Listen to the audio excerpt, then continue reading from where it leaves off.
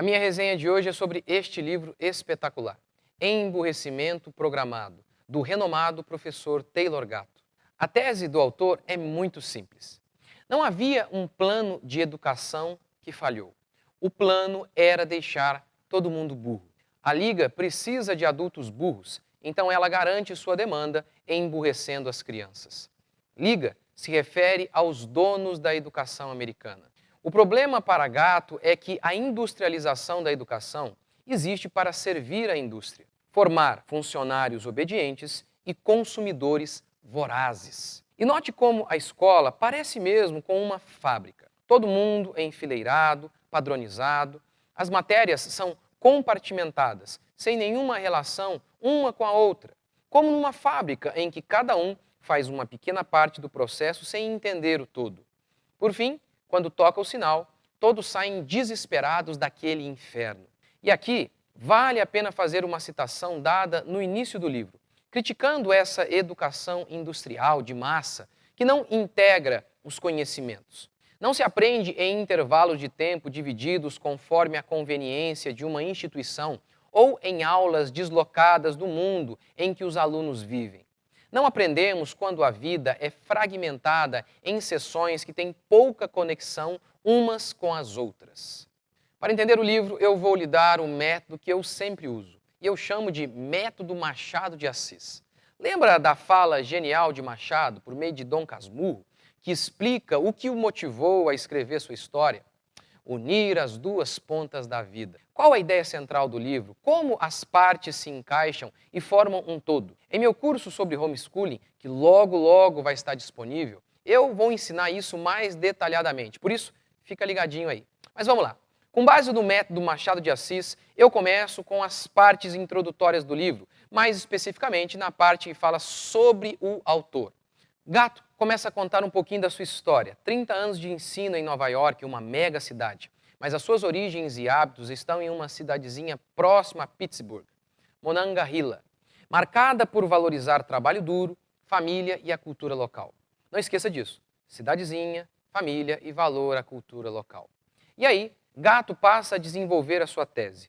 O problema da educação é que ela se tornou uma fábrica gerida pelo Estado. Um cara lá longe, distante de nossas realidades, não poderá, por mais genial que seja, suprir as nossas demandas individuais, locais. O máximo que ele pode fazer é apenas aniquilar nossas individualidades e transformar a todos numa espécie de purê de batatas, em que cada batata entra de um jeito, mas todas saem idênticas, uniformes.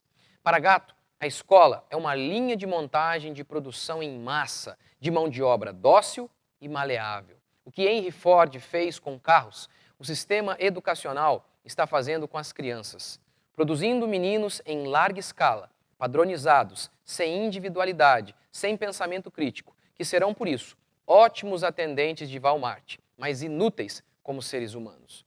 Os faraós do mundo moderno precisam de carregadores de pedra para suas pirâmides. E um bom carregador de pedras não precisa pensar, ele só precisa obedecer. E nesse processo de homogeneização da população, nada mais essencial do que separar as crianças de suas famílias, comunidades e igrejas. Todos esses elementos particulares, locais, que conferem identidade própria ao indivíduo. Qual seria a solução para essa industrialização da educação? Uma solução caseira, obviamente. Lembra da cidadezinha, do valor à cultura local lá atrás? Lembra de Machado, unir as duas pontas? Pois bem, a solução para o professor é o que ele chama de princípio congregacional.